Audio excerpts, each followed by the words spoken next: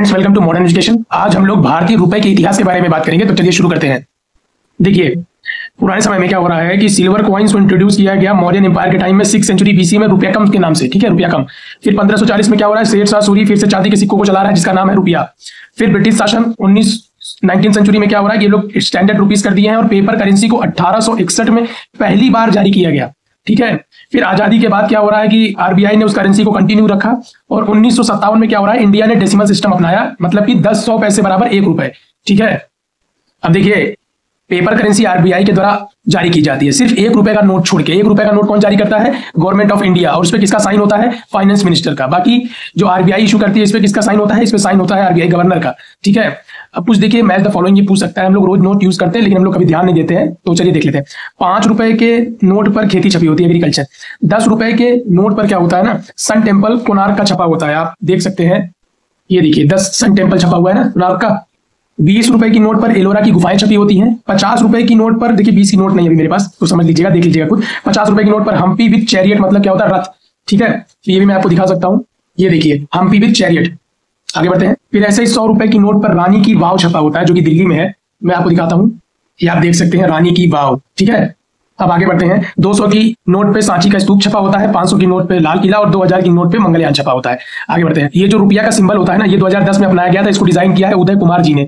उदय कुमार जी ने 3 बार डिमोनेटाइजेशन हो चुका है, 1946 में, 1978 में और 2016 में। अभी 2 बार डीवैल्यूएशन हो चुका है नोट का, जो बहुत बार एग्जाम में पूछा गया है, 1949 में और 1966 में। देखिए, सेक्शन 22 के अंतर्गत आरबीआई एक्ट 1934 के अंतर्गत सिर्फ आरबीआई को अथॉरिटी है नोट्स को इशू करने का इंडिया में। ठीक है, आरबीआई का राष्ट्रीयकरण कब हुआ था? 1949 में। तब से ये पूरी तरीके से भारतीय सरकार के अंतर्गत या उसके कंट्रोल में आती है।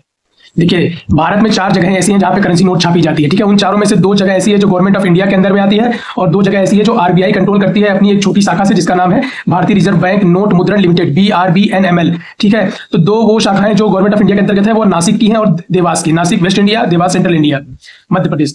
और 2 शाखाएं जो आरबीआई द्वारा होती है वो है मैसूर की और सालबोनी की, एक साउथ इंडिया की, एक ईस्ट इंडिया की।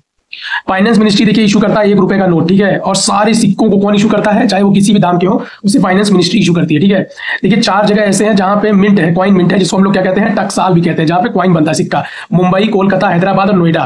ठीक है, हर एक सिक्के पे देखिए एक ऐसा मार्क होता है, जैसे ये डॉट छोटा सा, एक ब्लैंक होता है, फिर एक स्टार बना होता है, एक बड़ा सा डॉट बना होता है। तो उससे हम पता कर सकते हैं कि ये कौन सी मिंट पे वो सिक्का बना हुआ है। जैसे मैं आपको दिखाता हूँ, जैसे आप ये देखिए 2024 से नीचे ये छोटा सा जो है ना डॉट बना हुआ है ना, इससे पता चलता है ये नोएडा मिंट का सिक्का है। ठीक है, इसमें आप देखिए 2016 के नीचे भी एक छोटा सा डॉट बना हुआ है, ये मुंबई मिंट का है। ठीक है, ये उससे थोड़ा थोड़ा डॉट है।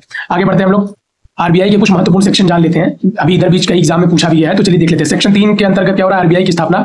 सेक्शन 17 से क्या होता है कि किस प्रकार का लेन देन आरबीआई कर सकता है। 22 में बताता है कि आरबीआई को सिर्फ अथॉरिटी है बैंक नोट इशू करनी, जारी करने की।